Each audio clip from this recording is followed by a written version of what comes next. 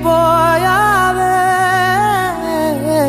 నీ వెంటే నేనుంటే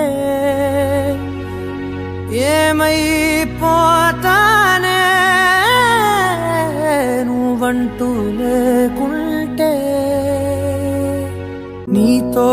ప్రతి పేజీ నింపేసానే తెరవక ముందే పుస్తకమే విసిరేసావే నాలో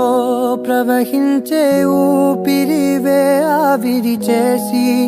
ఆయువునే తీసేశావే నిన్ను వీడిపోనంది నా ప్రాణమే